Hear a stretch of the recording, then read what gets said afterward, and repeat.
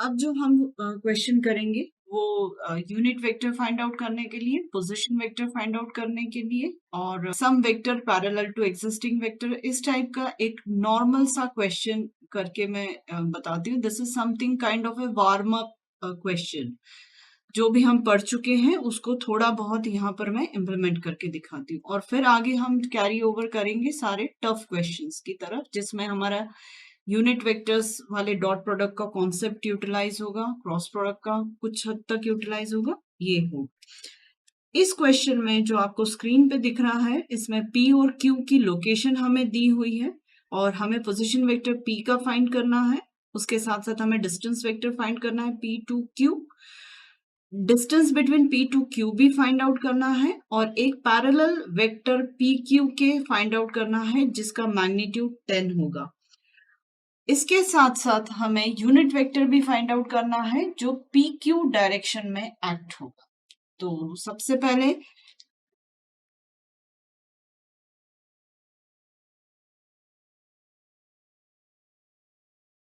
General P और Q की position को मैं यहाँ शो कर देती हूँ। अदरवाइज हम अगर चाहें तो उसके एक्चुअल कोऑर्डिनेट्स के हिसाब से भी उसकी लोकेशन को हम फिक्स कर सकते हैं, पर एज सच इस क्वेश्चन में जरूरत नहीं है, तो मैं बहुत ज्यादा टाइम इस पर दूंगी नहीं। इन जनरल P सपोज यहाँ एग्जिस्ट कर रहा है और Q यहाँ एग्जिस्ट कर रहा है। This is position vector of P and this is the position vector of Q। Position vector हमें मालूम है, ओरिजिन से पॉइंट को ज्वाइन करने वाली जो लाइन होती है वो पोजिशन वेक्टर होती है। अब I need to find out the position vector of P, that means I need to find out OP। मतलब मुझे P के कोऑर्डिनेट से ओरिजिन के कोऑर्डिनेट्स को सबट्रैक्ट करके correspondingly AX, AY, AZ substitute करना है, तो वो मेरा पूरा कॉन्स्टिट्यूट हो जाएगा वेक्टर। सो 0 माइनस 0 AX, मतलब nothing to be written here.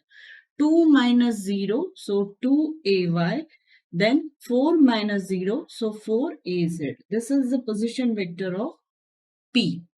Similarly, I can find out position vector of OQ और इसकी जरूरत मुझे पड़ेगी क्योंकि क्वेश्चन में हमें पूछा गया है PQ वेक्टर। सो मैं Q का भी पोजिशन वेक्टर फाइंड आउट कर लेती, तो -3 minus 0, that means -3AX, 1 AY, that means AY, और 5 minus 0, so it is 5AZ। ये मेरा पोजिशन वेक्टर OQ हो गया। अब जब मुझे PQ वेक्टर फाइंड आउट करना है तो मैं OQ वेक्टर में से OP वेक्टर को सबट्रैक्ट कर दूंगी, तो मुझे PQ वेक्टर मिलेगा। तो -3AX, और यहाँ पे AX की कोई क्वांटिटी नहीं, तो ये एज इट इज -3AX लिखेंगे हम। फिर AY माइनस 2AY, तो ये हो जाएगा -AY, plus 5AZ minus 4AZ, तो ये हो जाएगा हमारा प्लस AZ। तो ये पूरा PQ वेक्टर हमारा कॉन्स्टिट्यूट हो गए। अब मुझे PQ का डिस्टेंस वेक्टर फाइंड आउट करना है, ये पार्ट A हो गया। और डिस्टेंस वेक्टर हमें फॉर्म करना था, तो ये पार्ट B यहां से स्टार्ट हो गया। पार्ट C जो है distance between P to Q, तो distance between P to Q अगर फाइंड आउट करना है तो वो मैं करस्पॉन्डिंग कोऑर्डिनेट्स जो हैं उनके सब्ट्रैक्शन, उसका स्क्वायर, वो मुझे डिस्टेंस दे देगा Q और P के बीच का।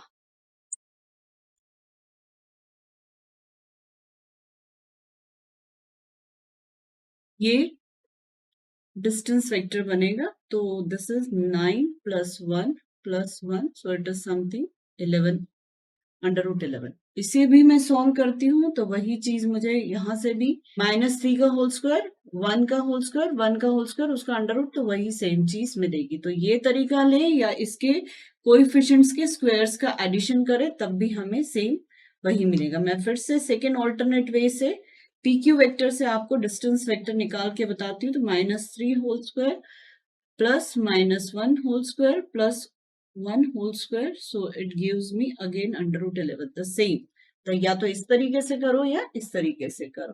अब हमें नेक्स्ट पार्ट में फाइंड आउट करना है एक ऐसा वेक्टर जो PQ की ही डायरेक्शन में हो पर जिसका magnitude 10।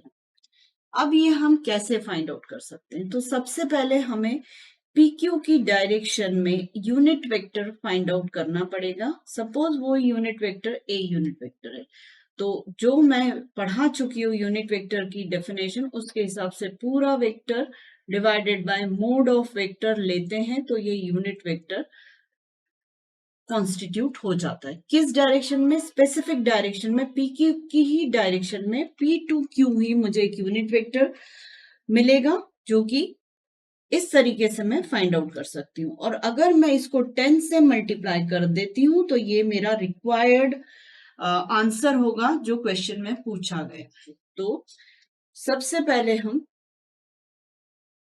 A unit vector find out कर लेते हैं। A unit vector find out करना है तो PQ का एक्सप्रेशन जो है वो -3AX है, -AY है, प्लस AZ है, √11 से हम इसे डिवाइड कर देते हैं। A unit vector -0.9044 AX -0.3014 AY plus 0.3014 AZ। ये हमारा यूनिट वेक्टर फॉर्म हो जाएगा जब हम -3 divided by √11 -1 by √11 and 1 by √11 करते हैं तो ये एक्सप्रेशन जो आंसर हमें चाहिए वो 10 times of this required our new vector. Say that vector is ST vector. So it is giving us 10 times of the entire. So finally I am finding -9.044 AX -3.014 AY plus 3.014 AZ। ये हमारा required vector होगा।